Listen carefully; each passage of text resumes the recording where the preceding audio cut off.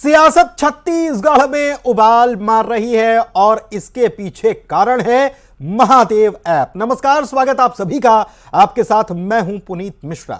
एक तरफ छत्तीसगढ़ के चुनावी रण में चुनाव का कल पहला चरण होने जा रहा है, लेकिन दूसरी तरफ सूबे की सियासत वादे दावों के साथ साथ वार पलटवार पर गरमाई हुई है। ऑनलाइन सट्टा ऐप महादेव ऐप को लेकर बीजेपी और कांग्रेस दोनों एक दूसरे पर हमलावर हैं। बीजेपी जहां ऐन चुनाव के बीच वीडियो जारी कर सूबे की सत्ता पर काबिज कांग्रेस से कुर्सी छोड़ने की मांग कर रही है, तो वहीं कांग्रेस भी सवाल कर रही है कि आखिर यह वीडियो बीजेपी के पास आया कहां से। कांग्रेस ने तंज यह भी कसा और कहा कि गंगाधर ही शक्तिमान है और शक्तिमान ही गंगाधर है। देखिए रिपोर्ट।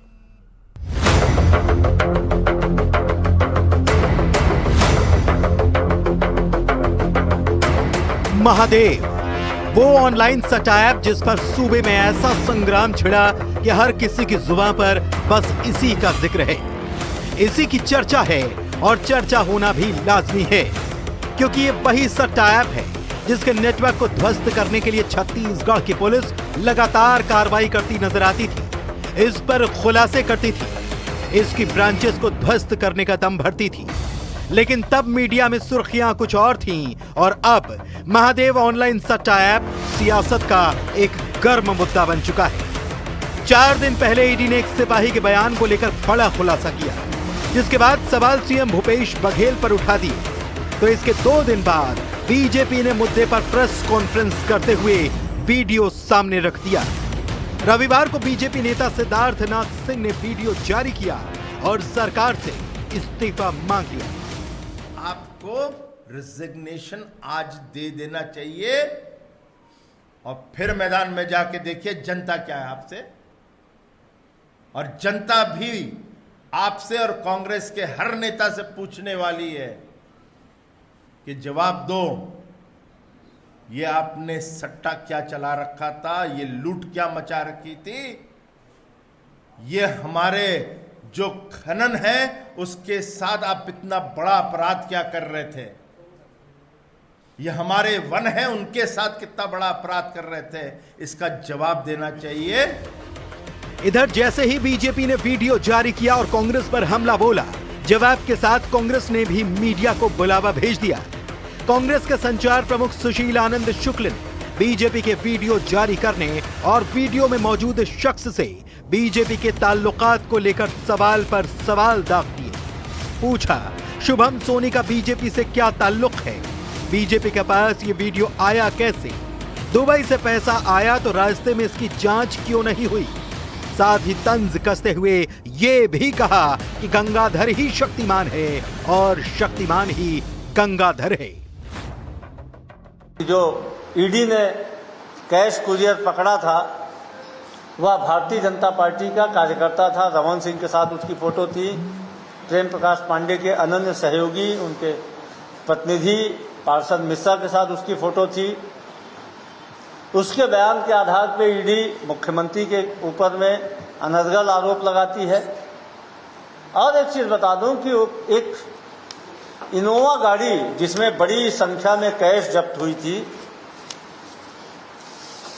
जिसको ईडी ने इस गाड़ी की फोटो को अपने ट्विटर हैंडल में टैग किया है, फोटो जारी किया है, यह गाड़ी भारतीय जनता पार्टी के नेता की है।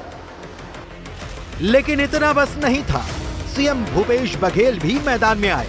कहा, बीजेपी हार मान चुकी, जो पकड़ा गया वो बीजेपी का करीबी है।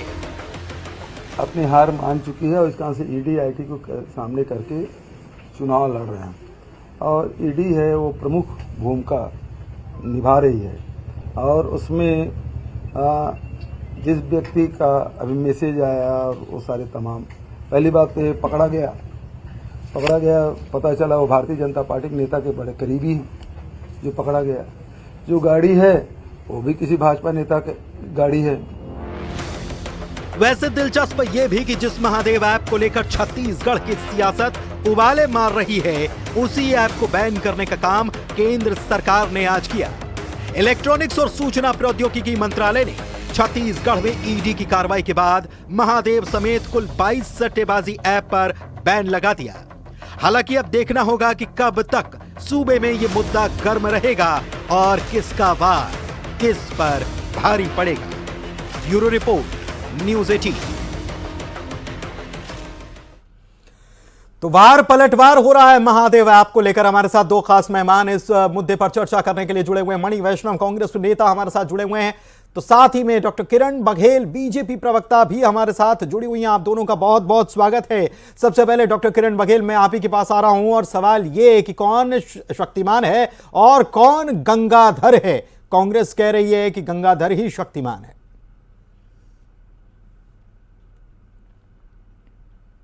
सत्ता में आने के लिए सट्टे में घोटालेबाजी करना, ये बहुत ही बड़ा, मुझे लगता है छत्तीसगढ़ के इतिहास का पहला मामला होगा। जिस प्रकार परत दर परत खुल रही है, जो तथ्य सामने आ रहे हैं और खुल रही है, सच्चाइयां सामने आ रही है, परत खुल रहे हैं, उससे साफ जाहिर है कि ये इतना बड़ा मनी लॉन्ड्रिंग घोटाले छत्तीसगढ़ शासन के संरक्षण में हो रहा था। छत्तीसगढ़ की जनता की गाढ़ी कमाई को लूटा जा रहा था। और कहीं ना कहीं जिस वीडियो के द्वारा इतने सारे नाम सामने आए, जितने सारे नामों के खुलासे हुए हैं, वो साफ दर्शाता है कि छत्तीसगढ़ की जनता की गाढ़ी कमाई का पैसा लूट लूट कर सरकारी संरक्षण में दुरुपयोग किया जा रहा था। छत्तीसगढ़ की जनता को लूटा जा रहा था। छत्तीसगढ़ की जनता इसका हिसाब लेगी और मुझे लगता है आने वाले 3 दिसंबर को इस छत्तीसगढ़ सरकार की विदाई तय है। ठीक है, आप कह रही हैं कि सरकार की विदाई तय। मणि वैष्णव कांग्रेस नेता भी हमारे साथ जुड़े हुए हैं। मणि वैष्णव साहब, बहुत गंभीर आरोप लगे हैं और वीडियो भी जारी किया गया है, क्या कहना है कांग्रेस पार्टी का? कांग्रेस पार्टी तो बाकायदा एक फोटो जारी कर रही है ईडी की तरफ से जारी, और कह रहे हैं कि ये बीजेपी नेता की गाड़ी है। देखिए, केंद्र में बैठी भाजपा सरकार को 2-3 साल में समझ में आ गया था कि छत्तीसगढ़ में भाजपा कांग्रेस का कुछ नहीं बिगाड़ सकती, क्योंकि इनके पास कोई मुद्दे निकाल पा नहीं रहे हैं। तो उसके बाद केंद्र सरकार ने ईडी को हमारे पीछे छोड़ा। राज्य छत्तीसगढ़ में ईडी को जो है छोड़ा गया और ईडी ने तमाम प्रकार के सतही आरोप लगाने शुरू किए। इनके पास कोई प्रमाण था नहीं, केवल सतही आरोप लगाया, बदनाम करने का प्रयास किया, अभी भी वही कर रही है। तो यहाँ पर भारतीय जनता पार्टी चुनाव नहीं लड़ रही है, यहाँ पे हमारी लड़ाई है ईडी से, क्योंकि भारतीय जनता पार्टी में तो ना चेहरा है, नहीं हिम्मत है, और हमने तो काम किया है और काम के दम पर हम चुनाव में जा रहे हैं। भारतीय जनता पार्टी ये क्यों नहीं बताती कि 15 साल उन्होंने क्या किया? ये तो ईडी के दम पर चुनाव लड़ रहे हैं। दूसरी बात, ठीक है, आप आरोप लगा रहे हैं, सबसे पहला सवाल ये उठता है कि भारतीय जनता पार्टी के पास शुभम सोनी का वीडियो आया कैसे? शुभम सोनी से इतने क्या गहरे संबंध है कि शुभम सोनी ने किसी और को वीडियो भेजने के बजाय या खुद पोस्ट करने के बजाय भारतीय जनता पार्टी को वह वीडियो दिया ताकि चुनावी फायदा इसका मिल सके। तो यहाँ पे तो ये स्पष्ट हो जाता है। दूसरी एक और बात है कि शुभम सोनी, अभी तक तो सौरभ चंद्राकर और अन्य लोगों का नाम आता था, तो ईडी अन्य लोगों का नाम लेती थी, शुभम सोनी का नाम ईडी ने कभी नहीं लिया। तो ये शुभम सोनी के बारे में क्या ईडी को पता नहीं था? अचानक से शुभम सोनी कहां से सामने आए? दूसरी बात, शुभम सोनी वीडियो में कह रहे हैं कि भाई काम मेरा था लेकिन नाम दूसरे का हो रहा था और ये मुझे बर्दाश्त नहीं। मतलब अगर कोई इलीगल काम कर रहा है तो व्यक्ति तो चाहेगा ना कि मेरा नाम छुपा रहे। शुभम सोनी के ताल्लुकात क्या है, ये आप सवाल उठा रहे हैं, लेकिन सूरज उपाध्याय प्रवक्ता आम आदमी पार्टी की तरफ से भी इस वक्त हमारे साथ जुड़े हुए हैं। सूरज जी, आपका बहुत स्वागत है। सूरज जी, कैसे देखते हैं बीजेपी कांग्रेस आपस में महादेव सट्टा ऐप को लेकर एक दूसरे पर आरोप प्रत्यारोप लगा रहे हैं? कहां गड़बड़ है, कहां गड़बड़ झाला है? देखिए, महादेव ऐप को लेके, उसके सट्टे के कारोबार को लेके कोई शक की गुंजाइश नहीं बचती है। जिस चंद्राकर जी की बात कर रहे हैं, वो दुबई में 200 करोड़ की शादी करते हैं और बहुत सारे सितारे उनकी शादी में आते हैं। लेकिन देखने वाली बात है कि ये मुद्दा काफी दिनों से चल रहा है और एन चुनाव के वक्त ईडी जो है प्रदेश के मुख्यमंत्री का या भाजपा के लोग मुख्यमंत्री का नाम ले रहे हैं कि 508 करोड़ रुपया आया है। अगर जांच इतने दिनों से चल रही है, ये चुनाव के समय ही इनको ईडी सीबीआई क्यों याद आती है? दूसरी चीज आप देखें, आज 9 साल से भाजपा की सरकार केंद्र में है, किसी भी भाजपा के नेता के ऊपर या भाजपा समर्थित नेता के ऊपर कभी ईडी सीबीआई की जांच हुई हो तो? दूसरी चीज, कन्वेक्शन रेट इनका क्या है? ये सिर्फ और सिर्फ गैर भाजपाई दलों को टारगेट करने के लिए, उनको परेशान करने के लिए ईडी का खेल खेलते हैं। भूपेश बघेल जी के एक बयान से मैं भी इत्तेफाक रखता हूं कि अगर मैं शपथ पत्र दे दूं कि अमित शाह और मोदी जी का नाम ले लूं तो क्या उनके घर भी ईडी सीबीआई जाएगी और जांच होगी? कोई किसी का नाम ले लेगा, इसलिए ईडी सीबीआई बाद में प्रूफ नहीं कर पाते हैं, बाद में कोर्ट के सामने जाके हाथ खड़े कर देते हैं। लेकिन एक चीज का फायदा उठा लेती है ईडी कि इनको चार्जशीट सबमिट करने की कोई टाइम लिमिट तय नहीं की गई है, जिसका फायदा उठा के गैर भाजपाई नेताओं को परेशान करने का काम केंद्र सरकार लगातार कर रही है। इसी छत्तीसगढ़ में अखफोड़वा कांड हुआ, इसी छत्तीसगढ़ में नसबंदी कांड हुआ, इसी छत्तीसगढ़ में व्यापम कांड हुआ, इसी छत्तीसगढ़ में पीएससी घोटाला हुआ, इसी छत्तीसगढ़ में नान घोटाला हुआ। एक भी घोटाले की जांच क्या ईडी ने भाजपा शासनकाल के समय का की? उससे बड़ी बात 2013 के झीरम कांड की जांच एनआईए आज तक प्रस्तुत नहीं कर पाई। 5 साल भाजपा की स्वयं की सरकार रही, उसके बाद से एनआईए देख रही है। तो 10 सालों में आप झीरम का सच सामने नहीं ला पाए, लेकिन जहां पे आपको लगता है कि आप चुनाव हार रहे हैं वहां ईडी को आगे कर देते हैं। ये पूरा देश इनके इस खेल को जान चुका है।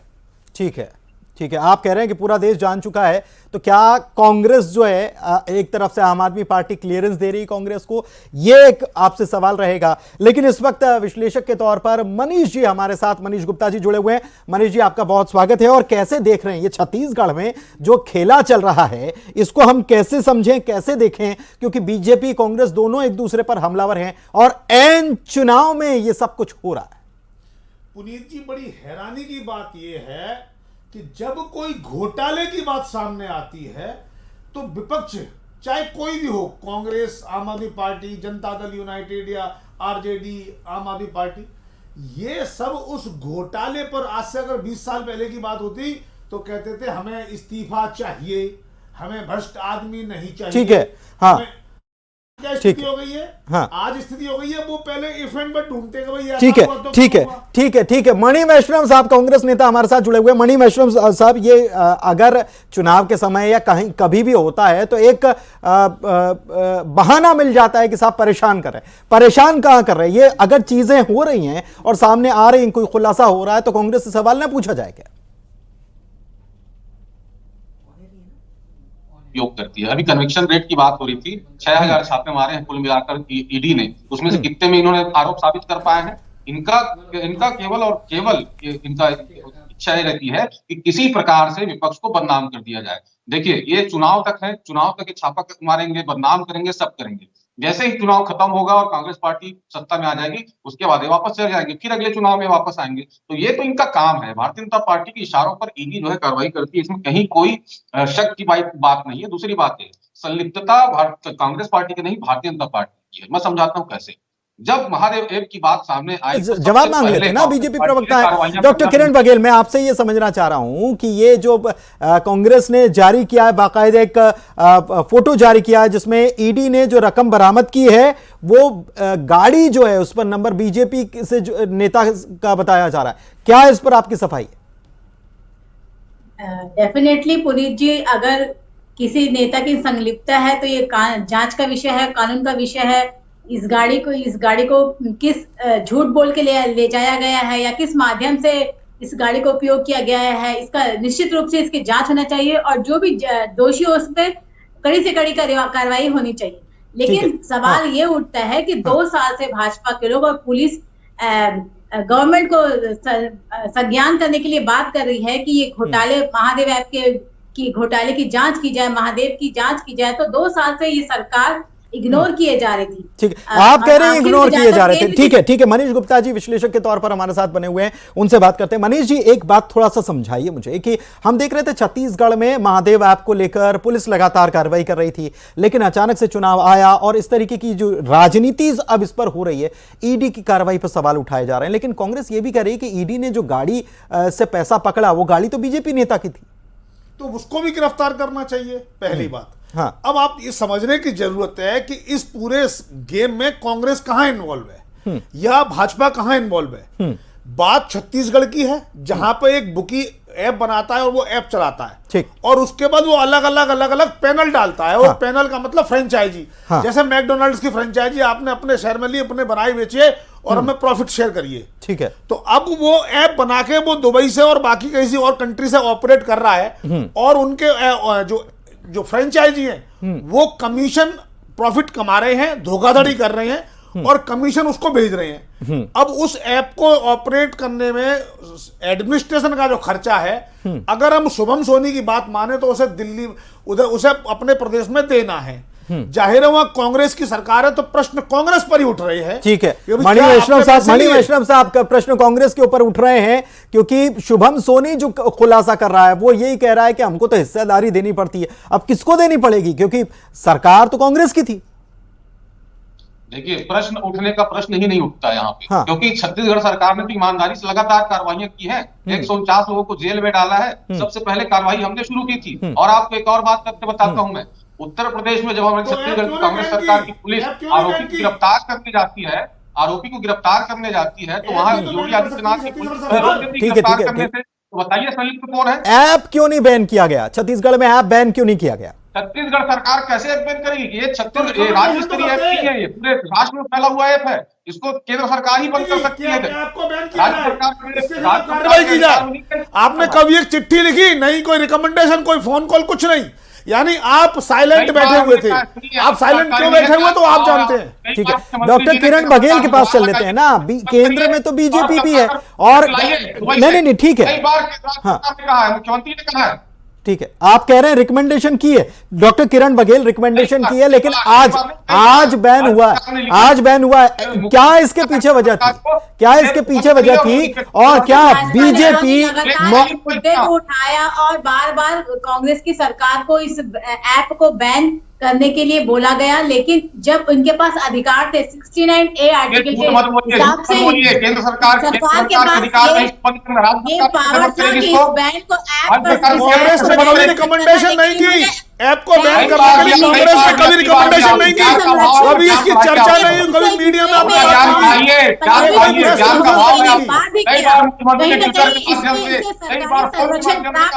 अच्छा ठीक है, ठीक है, ठीक है। सूरज उपाध्याय जी को भी शामिल कर लेते हैं ना। वो भी कह रहे थे कि बीजेपी की सरकार जो है वो ऐसे ही परेशान करती है सारे दलों को, तो सारे दल जो हो जाते हैं वो एक साथ एक याचक की तरह हो जाते हैं, उनको परेशान करने की वो बात कर रहे हैं। सूरज उपाध्याय साहब, ये सवाल जो उठ रहा है ऐप को लेकर, ये कोई अच्छा ऐप तो है नहीं, सट्टा ऐप है और इसमें सवाल दोनों तरफ से उठ रहे हैं।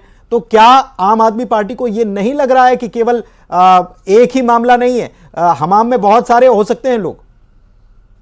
ये मैं आपकी बात से पूर्णतः सहमत हूं और मैं इस चीज को पहले भी बोला कि ये मामला पहले से चल रहा है। हाँ। ये बात सच है कि इस पे सरकार कार्रवाई नहीं कर पाई, ये भी सच है इन्होंने कोई लेटर नहीं लिख पाया। तो क्या अब लेटर लिख लिया जो ईडी जांच करने आ रही है? आप देखिए भिलाई में कुछ लोगों के घर पहुंच जाते हैं, बाद में माफीनामा लिख देते हैं कि भाई गलती हो गई, हम आपके यहाँ आ गए। मेरा सवाल ये है कि जब किसी आप पब्लिक फेस को, किसी राजनेता को परेशान करने के पहले आप पूरी तरीके से जांच कर लीजिए, सबूत इकट्ठा कर लीजिए, फिर उनको बदनाम करने की कोशिश करिए। पहले तो आप ही करते आए हैं आम आदमी पार्टी के नेताजी, ये काम तो पूरी जिंदगी आप ही करते आए हैं। चिदम्बरम से लेकर शीला दीक्षित तक की बदनामी आपने की। शीला दीक्षित को आपने भ्रष्टाचारी साबित कर दिया और आपके हाथ में पर्चे बने रहे, वो पर्चे आपने आज तक कोर्ट में प्रस्तुत नहीं किए। बताइए, ये काम तो आप ही करते हैं, सब पे आपने आरोप लगाए। क्या बोलना आप ईडी बनना चाह रहे हैं?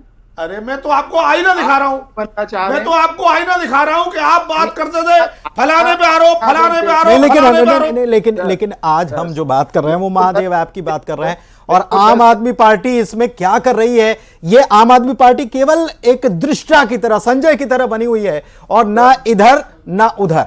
ये आम आदमी पार्टी की फिलहाल तो तस्वीर नजर आ रही है। मणि वैष्णव साहब, मैं आपके पास एक बार फिर से सर 10 सेकंड चाहिए मुझे। मेरा सवाल ये है कि जितने लोगों के ऊपर भाजपा ने आरोप लगाया, हेमंत बिस्व शर्मा के खिलाफ इन्होंने बुकलेट जारी किया, आज ये भाजपा के लोग बताएं हेमंत बिस्व शर्मा भ्रष्टाचारी है कि नहीं? जो भ्रष्टाचारी है वो जेल में है, नहीं ये नहीं आप याद रखोगे। जो भ्रष्टाचारी है जेल में है और सुप्रीम कोर्ट से भी उनकी जमानत नहीं हो रही। आम आदमी पार्टी कम से कम ये बात ना करे, ना आपके नेता को जमानत नहीं मिल रही। ठीक है, एक सवाल मणि वैष्णव साहब मेरा आपसे है, कांग्रेस नेता हमारे साथ जुड़े हुए। मणि वैष्णव साहब, एक सवाल मेरा आपसे है, छवि धूमिल करने की कोशिश की जा रही है, आपकी तरफ से ये कहा जा रहा है। नहीं ठीक है, सूरज उपाध्याय जी एक मिनट। मणि वैष्णव साहब, छवि धूमिल करने की कोशिश की जा रही है, ये आरोप लगाया जा रहा है, तो क्या कोर्ट में जाएंगे? मुख्यमंत्री का चेहरा, मुख्यमंत्री कह रहे हैं कि हमारी छवि जानबूझकर, और कोई भी आकर कह देगा तो क्या मान लेंगे? बेशक मुख्यमंत्री बिल्कुल ठीक कह रहे हैं। अगर मैं कह दूंगा कि सामने वाला व्यक्ति जो है अपराधी है तो अपराधी थोड़ी ना हो जाएगा, तो इसकी जांच होनी चाहिए। ईडी ने तो बघेल नाम लिख, लेकिन कांग्रेस ने ऐसा बोला नहीं अभी तक एक बार भी। यह जांच का विषय है कि छवि धूमिल करने की कोशिश की जा रही है, हम कोर्ट की शरण लेंगे कि नहीं। और हम तो लगातार कार्रवाई भी कर रहे थे ईडी पर, लगातार कार्रवाई कर रहे थे महादेव पर। और जिस प्रकार से हमारी छवि को धूमिल जो किया जा रहा है, ठीक है, इन चुनाव के टाइम, इन चुनाव के वक्त आप टाइमिंग देखिए जिस प्रकार से मुख्यमंत्री भूपेश बघेल का नाम। चलिए ठीक है, आप कह रहे हैं कि गंगाधर ही शक्तिमान है और शक्तिमान ही गंगाधर है। बीजेपी की तरफ से कुछ और दावा किया जा रहा है, कांग्रेस की तरफ से कुछ और दावा किया जा रहा है, लेकिन अब तो गेंद जो है वो जनता के पाले में चली गई है और जनता तय कर लेगी, क्योंकि अब तो चुनाव का पहला चरण कल होना है और उसके बाद 17 तारीख को दूसरा चरण हो जाएगा और उसमें जनता तय कर लेगी कि कौन गंगाधर है, कौन शक्तिमान है। बहुत शुक्रिया आप सभी मेहमानों का हमारे साथ चर्चा में शामिल होने के लिए, और इसी के साथ आज की डिबेट में बस इतना ही। मुझे दीजिए इजाजत, नमस्कार।